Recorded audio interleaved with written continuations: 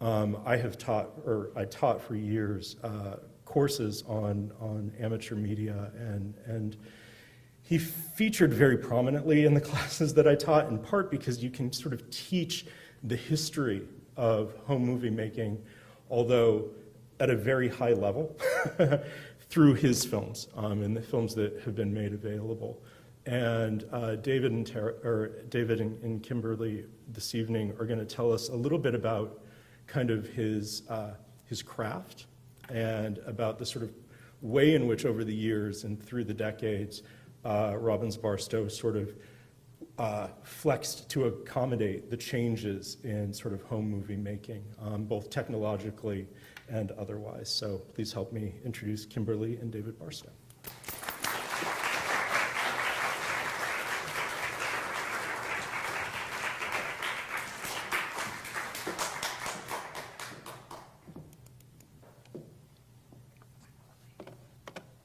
You all set?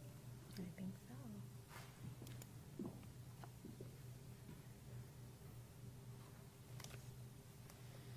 Well, thank you all for having us. It is my father's 100th year. He was born in 1919, and for 75 of those years, he had a big hobby of making home movies. He started using 16 millimeter black and white films in the mid-30s, black and white through the 30s and 40s. In the 50s, he started using color 16 millimeter film. And he used the color 16 millimeter until the mid-80s, when he switched over to using Super 8 for a little while. So perhaps you'll have a chance to use some of his films in your project. And then he went on to use VHS videotape through most of the 90s and the 2000s. But he never made the switch to digital. He never had a smartphone, and he never edited any films on his computer. So I remember a conversation I had with him, I think it was in 2008. My brother, Dan, my sister, Cedar, and I were trying to convince my parents that it was time to move to a senior living out of the home that we'd lived in for almost 60 years. We knew it was a really wise idea. They were in their 80s, late 80s, but Dad was really worried about his hobby. His home movie making hobby. Our home in Wethersfield, Connecticut had this huge, huge room that was basically his movie studio. He had closets that were stacked high with reels of film. And he had a great big table, like that big, that had his editing equipment on, the little wheels you roll around and the things you cut and splice with. And he just wondered how that was going to work in a much smaller apartment. So I said, it's easy, Dad, just go digital. And I explained that all of those films on the reels would fit in a hard disk like about so big, right? And that the editing you could do just by pressing buttons on a computer. And he looked at me and said, now how big is that digital thing? I said, about like so. And I thought I had him, because I think he was thinking about it, but he just couldn't do it, because so much of his process was in the style and the constraints of film and the way he grew up, that it would have been an incredible change in his style of operation to go digital. And so I felt really frustrated. And I think that's the way my granddaughter feels when she tries to teach me how to do something on my smartphone. But in the end, my dad was wise enough to say, yeah, I guess we'd better move. And a couple years later, they moved to Avery Heights in Hartford, but my father's health was declining. So although we set up his table in the second apartment, in the second bedroom in the apartment, he never really got to take advantage of it. So Dad was a filmmaker of the pre-digital era. And Kim, why don't you take over? Thanks so much. It's really been such a great pleasure to work with Robin's son, Dave, and collaborate on this presentation and learn a lot about Robbins Barstow in the process as well.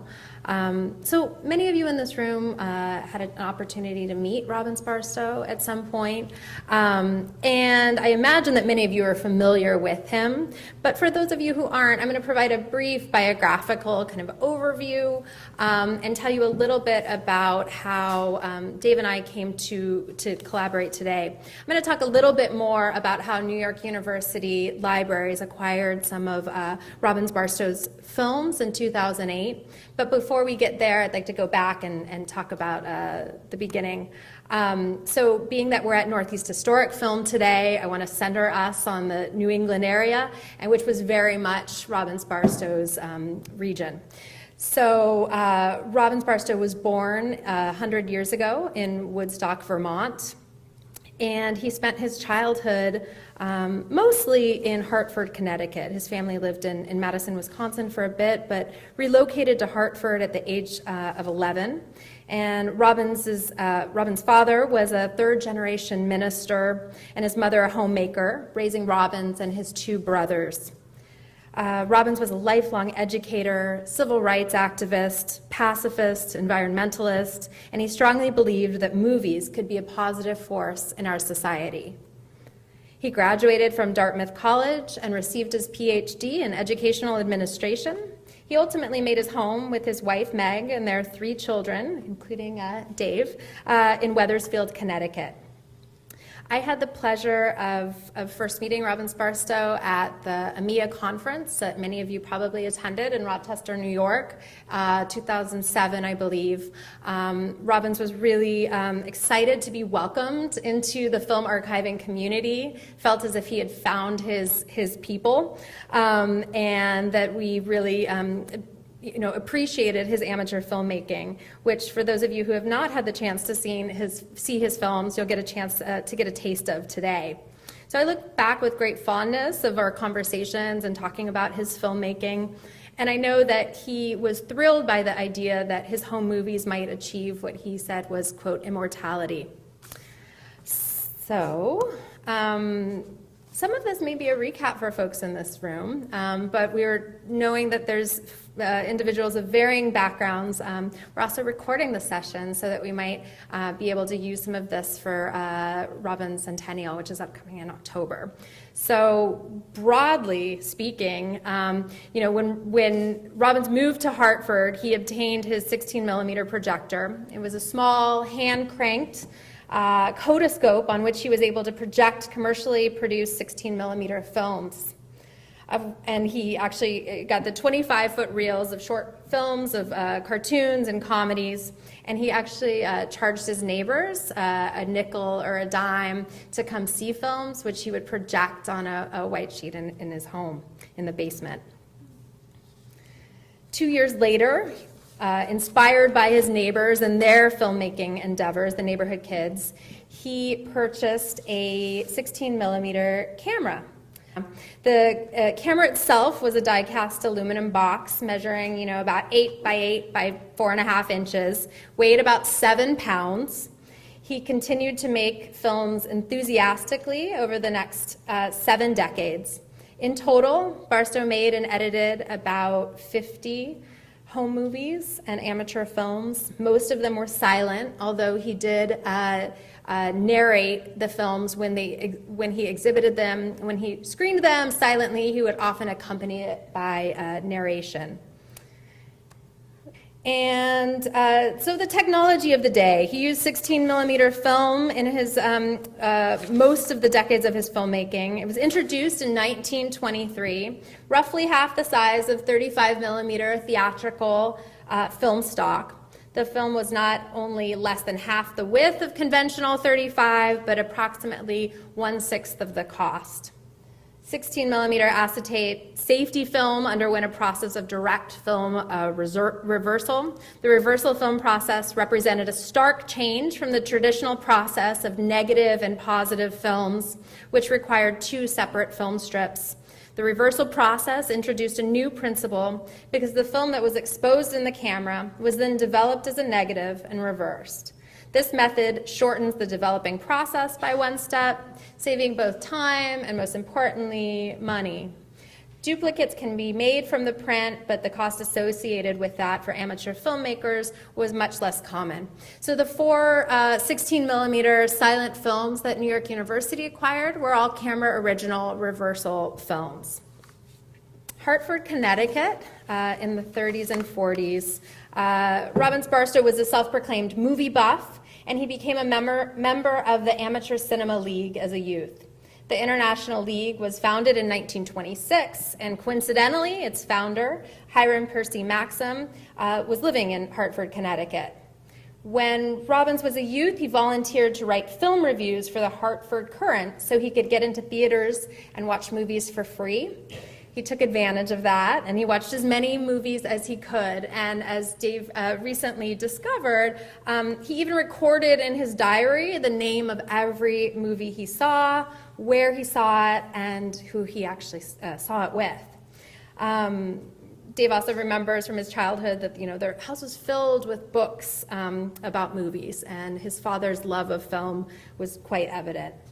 We're fortunate that Robbins had what he described as, quote, irresistible impulses to record and preserve moving images of life around me, which was a quote from an interview in 2008 that was done with him when he attended the Orphan Film Symposium in New York City.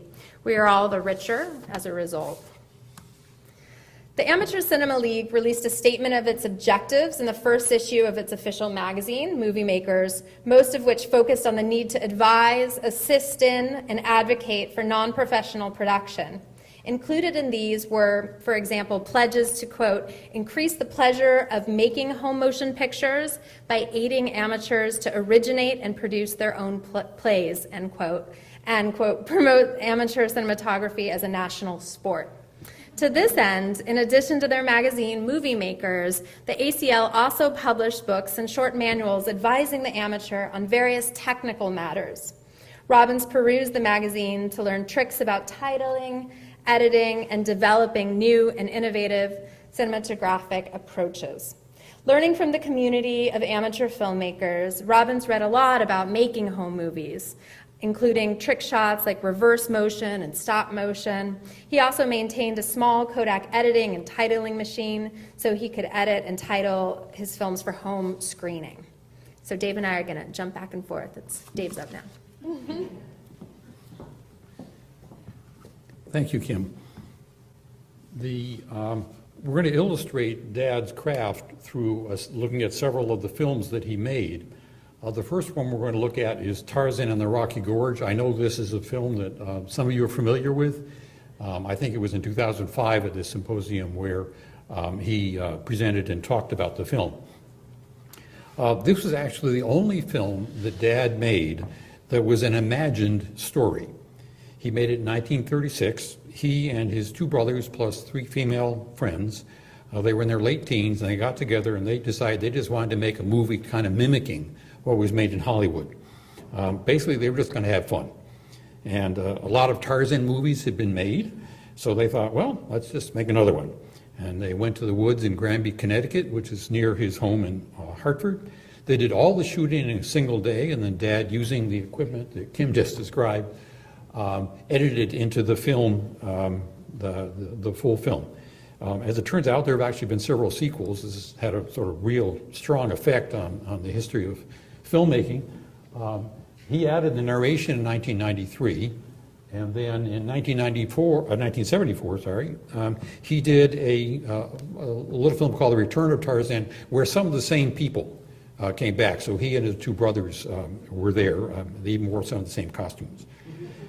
And then he made in 2005, he might have talked about it here, the making of Tarzan, the Rocky Gorge. And then I have to say, as I guess I'm a chip off the old block, I made one about Robin Hood and Royersford with my wife, Linda, who's over there. It was very much inspired and stylistically by the way Dad made his films, but we used a different hero. So I'd like to start by showing you the opening scene with his brother Paul. Back in 1936, playing with a dog was a favorite pastime at the Barstow residence in Hartford, Connecticut. One afternoon, young Paul Barstow, while engaging in another of his favorite pastimes, reading about Tarzan of the Apes, suddenly was struck with a brilliant idea. Why not go to Africa and find Tarzan in person? So here we have Paulus Rufus Barstenio, the eminent African explorer, all rigged out and ready to start on this historic safari. So one part of Dad's style was to use makeshift costumes and props. He had enlisted 3 neighborhood friends to join him on this great adventure. But perhaps more important than the costumes and props was that he enlisted willing participants, people who would put up with the gag and ham things up a little bit. Now, Dad knew that a good adventure film has a hero and a villain. So Paul, whom you just saw, was the hero, and Dad's other brother, John, was the villain, and you can see he also has a very nice costume.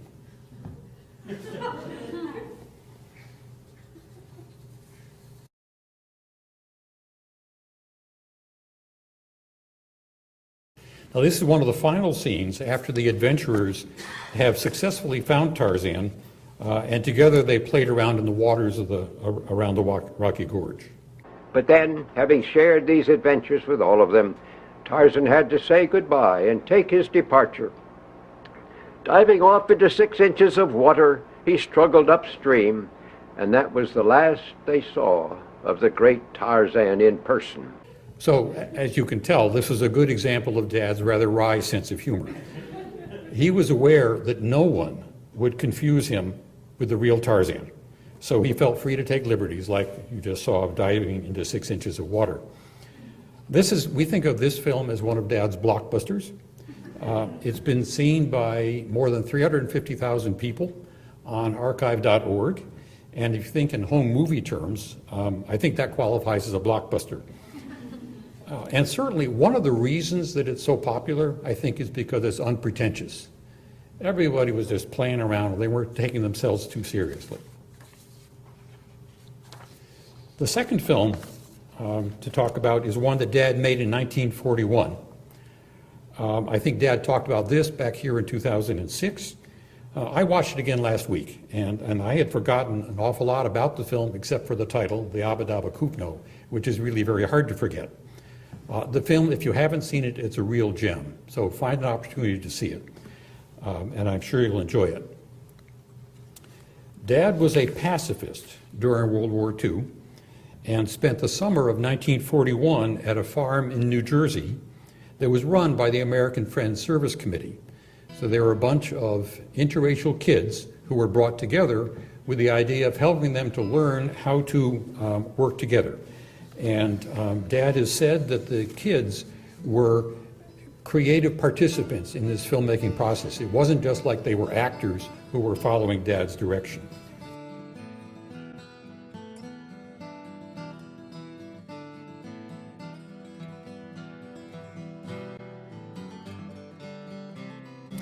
Dad used intertitles throughout the film. It was a silent film, and the titles often had a biblical or moral message.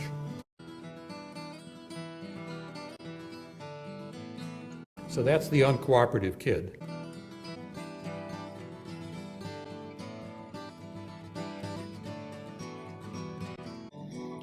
Now, obviously, the kid had a lot of anger issues.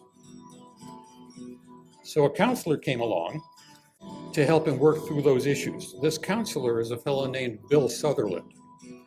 Bill was strongly committed to nonviolence, as you can see by the way he lets the kid throw apples at him.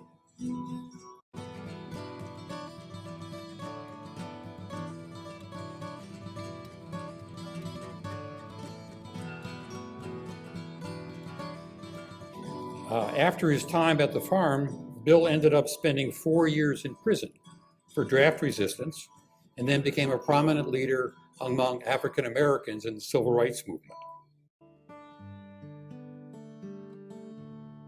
Now, back on the farm, Bill was able to help the kid who was no longer a Kupno.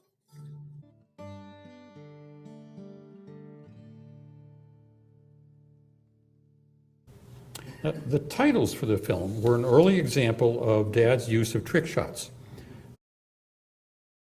This is the title sequence. We're fast forwarding through the first part and then slow it down here at the end, where he makes it look like the letters are popping out of his hat. He did this by shooting the scene in reverse. Here's the forward version. And you can see that he's got the letters on a cloth and he just taps them so they fall into his hat.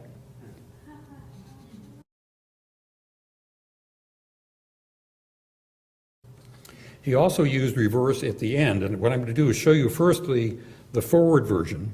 He laid a string out to spell out the end, and then pulled the string this way to gradually undo it.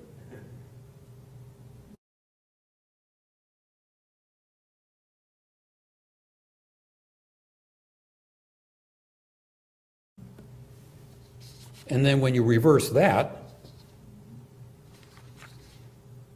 it looks like the string is spelling out the end.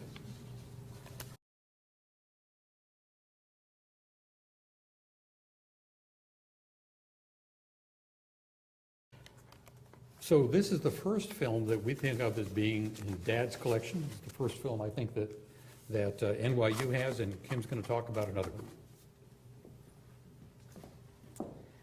Okay, so as I mentioned before, New York University acquired 4 of the films in 2008.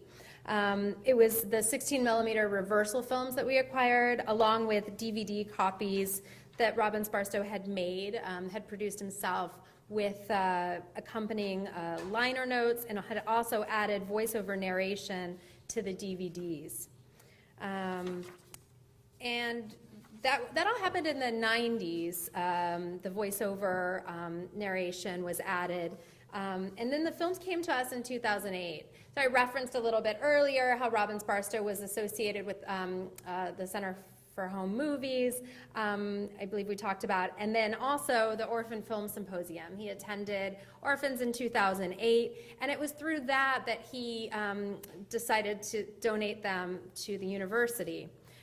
Robbins had completed his master's at NYU, so the films were acquired as part of our New York University archives, which is the repository that collects manuscripts, papers, and films on the people of NYU and the place of NYU.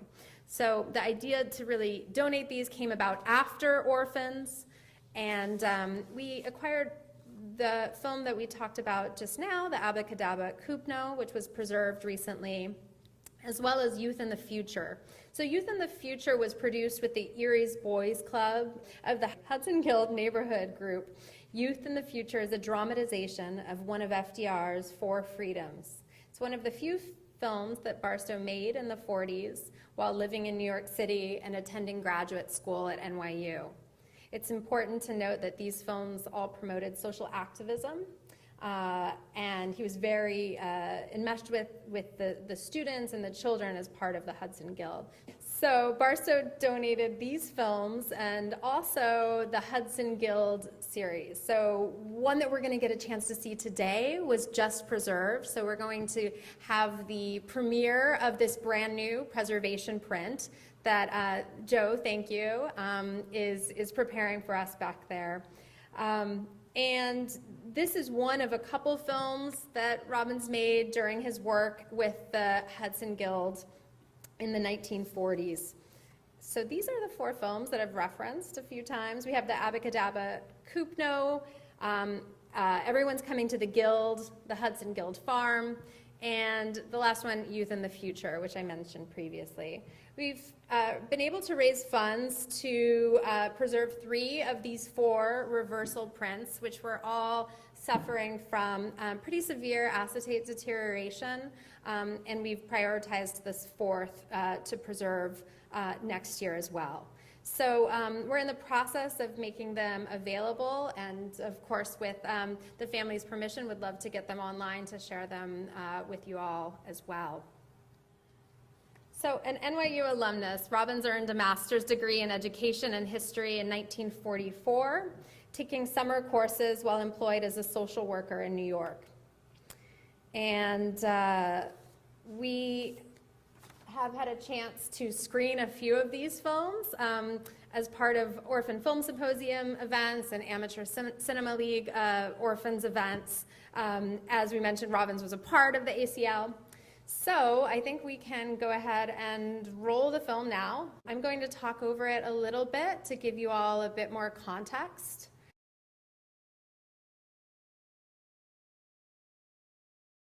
Everyone's Coming to the Guild is a portrait of a New York City neighborhood.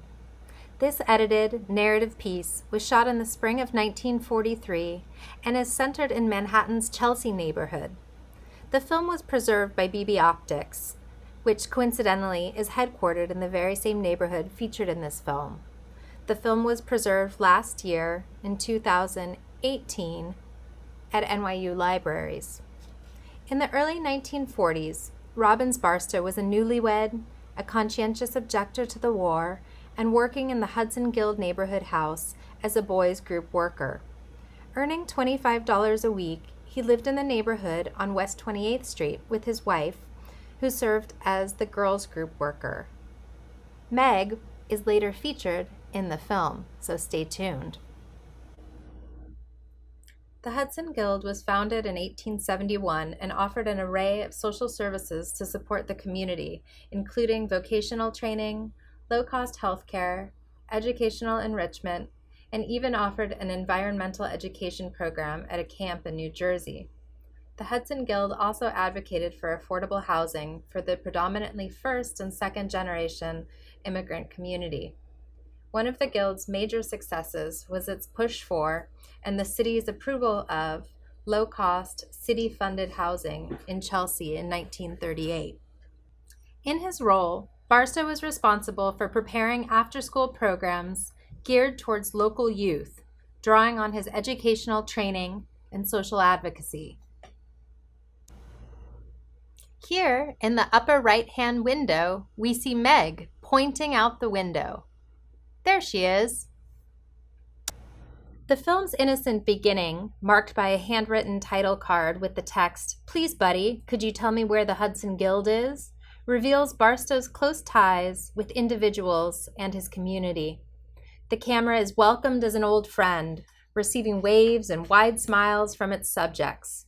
The series of bodies, women, children, and young men outside the military draft age range, commit to providing eccentric directions to the Guild from where they stand. The fact that everyone can point to this place communicates its value to the community. The exploration of life in Chelsea produces an optimistic record, highlighting the value of community and benefits of local leadership. An unseen yet present force in the film is Dr. John Lovejoy Elliott, who founded the Hudson Guild and whose death in 1942, less than 1 year before, signaled the end of the first chapter of the Guild's history. Barstow situates the Hudson Guild as the physical and emotional epicenter in Chelsea, mere months after its founder's passing, showing, in literal black and white, the success from community-driven initiatives and an argument for a focus on home front concerns. Fittingly, the majority of footage in Everyone's Coming to the Guild is packed to the frame edge with Chelsea locals. Barstow invokes tropes common with amateur film: scripted interactions with self-conscious execution, unintentional breaking of the fourth wall, and passersby and children milling about the frame. Barstow lays out the emotional framework for Disneyland Dream, his 1956 film, by embracing the Hudson Guild, its members, and the Chelsea community as treasured elements of his life. He documents each interaction with care as if evidence of a fleeting sentiment in a specific time and place.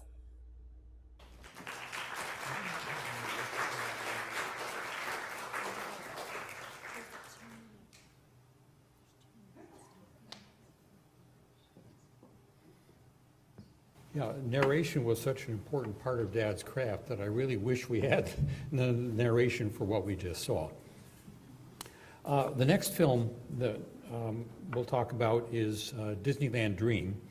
Back in 1956, when I was just almost 9 years old, our family won a contest for a free trip to Disneyland. Now, Disneyland had just been opened the previous year, and we were big Disney fans, and we really wanted to go to see it, but we lived in Connecticut across the country, so there was no hope for us until this contest came along. And Dad, true to form, recorded everything on his 16 millimeter film camera. This was one of the first times that he used color. And he produced this film, which lasts a little more than half an hour, and we family members, true to form, went along with it. It was the other film of Dad's that we think of as a blockbuster. It's been seen over 300,000 times on archive.org. And this is the film where Dad's craft really matured, and it shows how the pre-digital context influenced his work. First, he used color 16 millimeter film. And as Kim was describing, that meant there was only one copy of the film. You couldn't make more than one copy. There wasn't a negative, you just had that one copy. So that meant that you, or in our case, Dad, was always the one who showed the movie. The other thing is that 16 millimeter films were silent. You could not record sound with 16 millimeter cameras, and 16 millimeter projectors didn't project any sound. So the only way to get sound was to have it produced live while you were showing the film. This is kind of like they used to do with piano players in the old days of the silent Hollywood films. In our case, Dad would provide running commentary every time he showed the film. Now, the other thing that's important about Disneyland Dream was its premiere. It was on Labor Day in 1956, projected onto the white painted back of our house in Wethersfield to a gathering of neighbors. And this is from Dad's diary, and you can see that he says 90 people were there, which I think is pretty good for a family home movie. Now, all these neighbors came because they thought it would be fun. They didn't just watch the movie out of obligation, they actually enjoyed it. And Dad soon started getting requests from many people in our part of Connecticut who had heard about the film and wanted to see it. And he was happy to oblige, of course, showing the silent film with his projector accompanied by his narration. And this experience convinced Dad that home movies about family activities could be entertaining even for people who aren't in the family. Which, when we put these pieces together, silent films, one copy, entertainment, family stories, we get the heart of Dad's craft, to use narrated home movies to show and tell family stories that entertain and inform a wider audience than just the family. And the way he did it was he started with a story that was not inherently boring, and then he had willing actors who could ham it up. He used makeshift props and costumes like we saw in Tarzan, and special effects. He used special effects frequently, like the titling that he did in Abacadabra Kupno. And then you throw in a wry sense of humor, a great deal of enthusiasm, a genuine love for life, and occasional social commentary. So that's what Dad did, and that's how he did it. Here's a diagram of the process he used, based on the walkthrough that I did with him when I was trying to convince him to convert to digital. First, he shot all the raw footage, then had to wait several weeks for it to come back from the developers. And he carefully created scene notes, which were basically a time log of the footage. Then he created the storyline, deciding what to put in, what to throw away, basically creating a timeline of scenes for the story. And then he did the editing and wrote the narration, kind of in lockstep, based on the exact timing of the pieces that were spliced together. And then finally, he showed them the finished product to that live audience. In this case, it was the neighborhood film party on Labor Day. And you can see the effects of home movie constraints on this process. For example, it was several weeks between shooting the raw footage and getting the film back from the developer. So it wasn't like you'd shoot a phone and immediately shoot a film on your phone and immediately post it on Facebook. It didn't work like that. So in Dad's case, there was never an opportunity to do any reshooting. That means you had to think about the film enough ahead of time to shoot all the scenes that you wanted to have. And second, the splicing was destructive. When you splice these things together, you had to actually cut the film. So that meant you didn't get a chance to do it a second time. You had to get it right the first time, and that's why it was so important for him to plan the storyline so carefully and to make sure the narration lined up with exactly the length of the clips that were being spliced together. Now, in terms of raw footage, it's helpful to separate it into several categories. Live scenes are the scenes that are shot while your family is experiencing the story. In this case, it was when we were at Disneyland.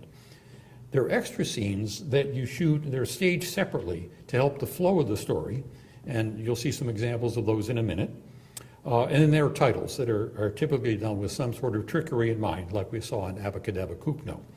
So what I'd like to do now is to illustrate these elements with some clips from Disneyland Dream.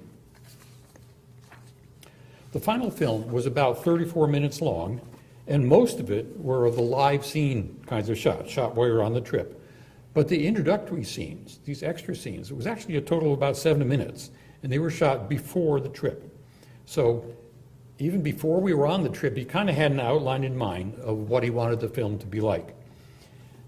Most of these scenes were shot after we knew we had won the contest. Dad wouldn't have wasted any money on a film about losing a contest. But in one case, the very opening scene, I'm not sure whether he shot it before or after we knew we had won. He had the contest stand that you can see there for a prop, and the store wouldn't have kept it after the contest was already over. So either Dad kept that stand with the hope that we would win, or somehow the storekeeper kept it for use later. Here we go.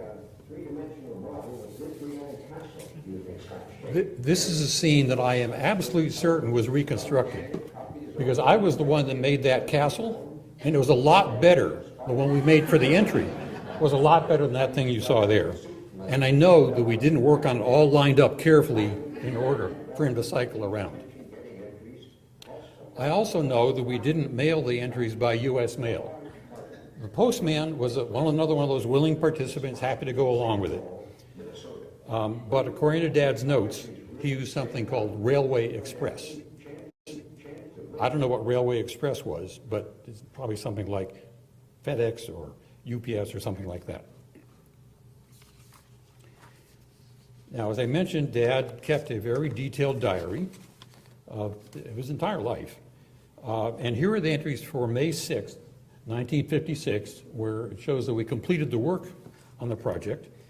And on June 22nd was when we got a call from Western Union that said we won. Now, Dad reconstructed this by using the postman, but I know it wasn't the postman, because what happened that evening was I was going off to visit a friend down in the neighborhood somewhere, and I heard my mother shouting, "We won! We won! We won!" So I turned around and hurried on back. This looked important, so the whole family gathered outside the front door. It was from the president of the Minnesota Mining and Manufacturing Company, and it read, "Congratulations on being one of the winners in the Scotch Brand Disneyland contest." Now here's where Dad used some more trick shots. Slow motion fainting required a camera that could shoot slow motion. And also a family member willing to go along with it. So I know we put up with it a little grudgingly but good naturedly, and I am really impressed with my mother for being willing to do that. We were one of 25 families. Now this we skipped ahead a little bit, and this shows another one of his techniques, the reverse film. He loved to use that and used it a lot. He also liked to use the effect of making objects appear in the scene. That was Brother Dan, that was me, looked kind of grumpy, right? And that was Sister Mary. And this was an example of the kind of grudging family that would go along with it, because somewhere in there, Dad shouted, "David, smile!" And so then you saw the grin appear. Meg had previously made for each member of the family a brightly colored Davy Crockett jacket, which we used on camping trips. We thought it'd be great to wear these jackets for our trip. Now, Mother actually made costumes like that for us, for every one of our summer trips. And I'm wearing one right now. Now, Dad got the whole neighborhood to participate in staging the send-off. And again, the key was having willing participants. They were all very good-natured about it, and they enjoyed seeing themselves, of course, on Labor Day. Now, back in the 50s, home movies were still pretty rare, so it was very easy to get other people to go along with it, just like the neighbors you just saw, or like the pilot and stewardess. We brought along our Scotch tape-made sign, and the pilot and stewardess were greatly interested in our being Disneyland contest winners. Now, here's another trick. Hotel in Pasadena, where we were booked to spend the next 7 nights. We never stayed in a luxury hotel. This is our limo that we drove the hotel in. It turned out that we were the best. And now count the number of people getting out of the back seat. 1, 2, 3, 4, 5. Okay. We didn't all fit in the back seat, but what he did was to shoot the film where you couldn't see the left side of the car. And so we just had a line of people walking through the car, and I've seen him use the same trick with as many as 8 people coming out of the back seat. And that manager is another example of a willing participant. We actually weren't greeted by the manager when we got there, I have to confess. We had a basket of fruit in the room, and that was nice.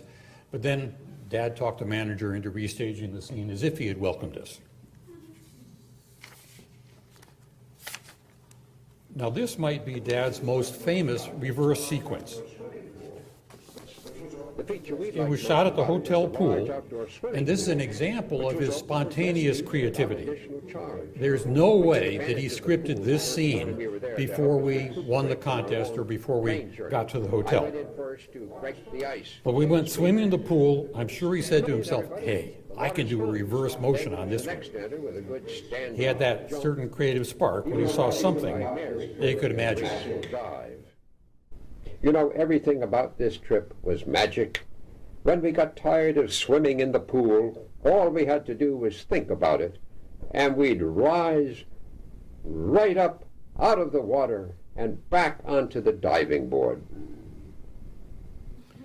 Now, this is a page from the ACL movie book, the Amateur Cinema League that Kim mentioned earlier. It's a guide to making better movies, and it shows the way to produce a reverse motion. You take the shot holding the camera upside down, and then you twist the film around and reverse order the film, and it turns out that when you do that and splice it in, it's as if the motion happened in reverse.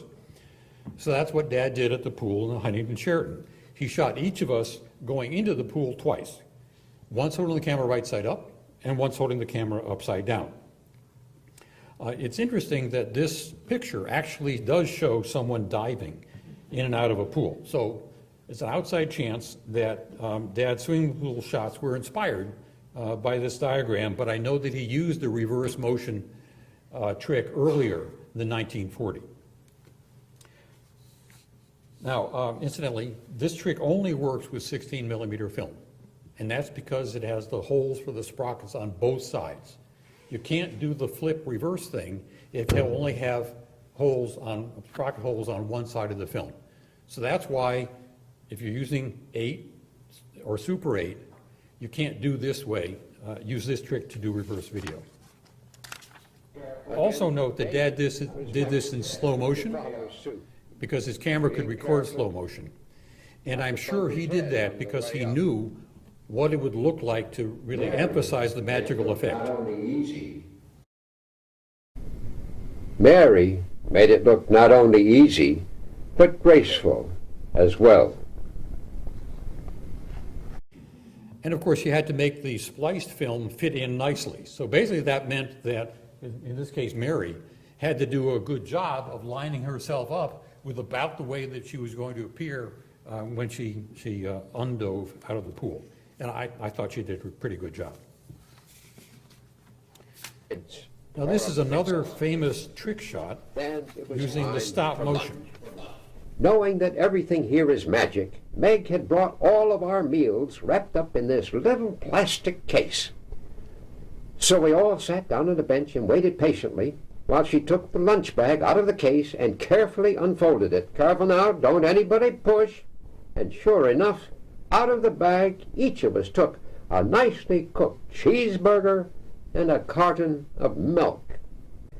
So The way you do this is you just stop shooting, change something, in this case put the food into the bag, and then start shooting again, but you have to be very careful to sort of line things up well so that it doesn't look like anything else has changed. Now, most of Dad's special effects depended on the camera, the characteristics of the camera of the film. So 16 millimeter, the camera had to have a button that could do slow motion. But there were some special effects, namely sound special effects, that you couldn't do with the camera because the camera was shooting silent film. So this is an example. Hippopotamuses wriggling their ears in warning. As we were watching one pair opening their mouths, our guide suddenly yelled, "Look out! There's a big hippo right up ahead!" And he pulled out his gun and fired a shot right at him. And then he fired again, and another one at a crocodile over on the riverbank. Wow, what a close encounter that was. So the way he did that was while he was doing the narration, he would just clap his hands. And so that became part of the process of showing the film. One more example of an effect that depends on the camera. That young Danny was able to get in his last licks, and then we departed, forever grateful to Scotch brand cellophane tape for making all this possible for us. So the fading at the end required a little dial on the camera that would restrict the amount of light that went into the lens. Nowadays, of course, with digital technology, we do all sorts of things like this with just a push of the button. But Dad had to work a little harder at it. Now, one more thing about Dad that Kim has already mentioned. He absolutely loved movies. As I think Kim's mentioned already, we had like a new book every year at the Oscars. And you can see this love of movies in Disneyland Dream when we took a tour of Hollywood. But it was fun to pass by the famous Midtown intersection of Hollywood and Vine, and to look for movie stars walking along these streets. Then the bus drove us through the exclusive Beverly Hills area, where the homes of a number of glamorous movie stars were pointed out to us. The next house coming up here is the house that Gary Cooper lived opposite. I was on the wrong side of the bus to get a picture of Cooper's actual house. He always wanted to see a celebrity. Now, the irony here is that there actually was a celebrity in the film. He didn't know about it until more than 50 years later. But as you can see on his diary, this is the entry from early January in 2009. A few days after Disneyland Dream was selected for the National Film Registry, Dad got an email from Steve Martin, the actor, comedian, musician. Steve was a great Disneyland fan, and he had heard about the film, and when he watched it, he realized that he was in it. To the entranceway and follow our dream through this magic kingdom step by step. That is Steve Martin. He recognized himself. He was a kid who sold programs. I mean, there were a whole bunch of kids that were 12 years old, all selling programs at Disneyland. He recognized himself because of the top hat. He had picked out wearing a top hat in order to be able to distinguish himself from all the other kids selling programs so that he would sell more of them. And this little scene is actually now recognized as Steve Martin's very first film appearance. And it was included in a tribute to Steve Martin by the American Film Institute a few years ago. And Linda and I were fortunate enough to be able to attend that ceremony. The movie ended with another trick shot of the words, "the end." Remember what he did in Abracadabra Coupno, where he had that string and he pulled the string out under his hat. This time he did it differently. He did it with frame-at-a-time animation, and once again it depended on the camera. And the camera had a little button you could push that would expose one frame. So he spent hours probably moving the tape a tiny little bit each time, pushing that button, then moving it again. And of course you had to make sure that the camera was really solid. I don't even think he had a tripod. So I think he just sort of propped up boxes and books and bricks and things to make sure the camera was really solid. And you can actually compare the two different sequences and see that his handwriting really didn't change very much. Dad did one other set of films about the camping trips that we went on every summer. After a few short trips in 1954 55 and after Disneyland in 56, our family spent the next 5 years visiting, going all over the 48 states. And it would have been the entire country, except that Alaska and Hawaii were added around 1960, which kind of messed up the original plan. And that was when I first learned the word contiguous. So every summer, Dad would edit and produce a film to show to the neighborhood on Labor Day. And then it occurred to him that there were two themes, one based on American history, it was the East, the Midwest, and the South, and the other on the national parks and wonderlands in the Northwest and the Southwest, and those were our 5 trips. And so we assembled those and put them together into a pair of films that he called Family Camping Through 48 States. See the tremendous amount of traveling that we did do in those 5 summers. And as always, these were intended to entertain and inform a wider audience. And ultimately, these films, parts of these films achieved probably the widest audience of anything, because Ken Burns chose 29 seconds out of these films to put into his 2009 PBS special, The National Parks, America's Best Idea. Dad kept shooting on film through the on 16 millimeter film through the 70s and 80s. And mostly it was about travels with my mother. He then switched to Super 8 in the mid 80s and switched to VHS at the beginning of the 90s. And so by the turn of the century, Dad's process had evolved to where he did all of his editing with tape. And he used the equipment here you can see at the Weathersfield Community Television Center and produced many films that were shown on the local station. And so he actually developed quite a local following. And that was when he started using the name Barstow Travel Adventure and created the opening sequence.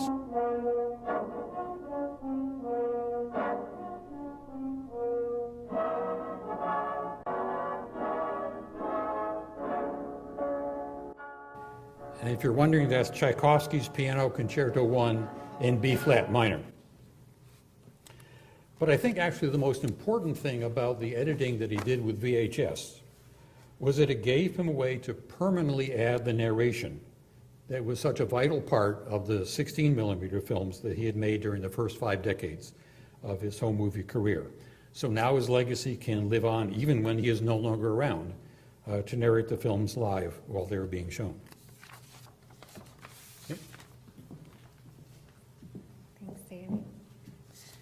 At this point, I want to highlight a number of resources and ways for folks in the audience to see Robbins Barstow's films if you haven't seen them in their entirety before.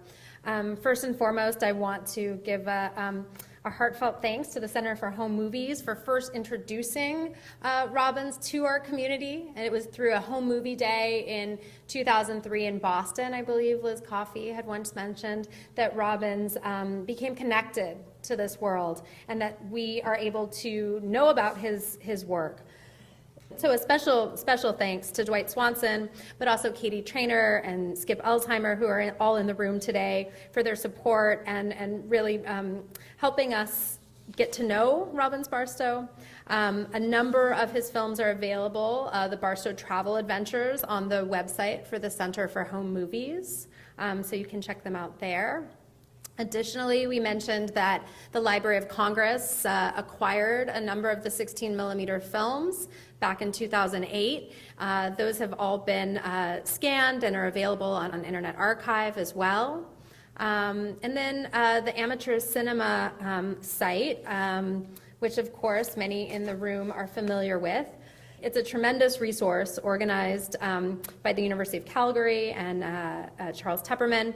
The Amateur Movie Database was developed to learn more about the world of amateur cinema, and it assembles information about amateur films, filmmakers, and clubs. Here, of course, is a screenshot of the page on Robbins Barstow.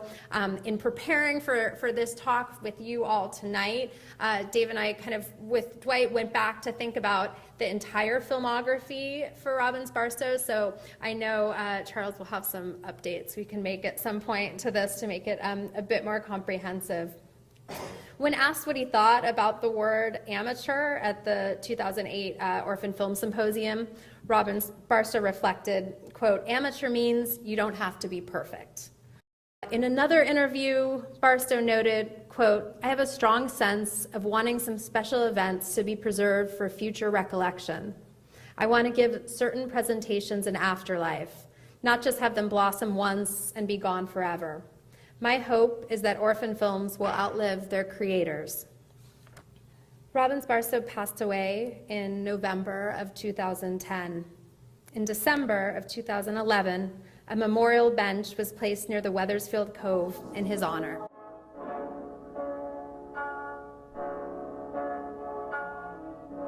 Don't ever say it isn't magic, because we know it is.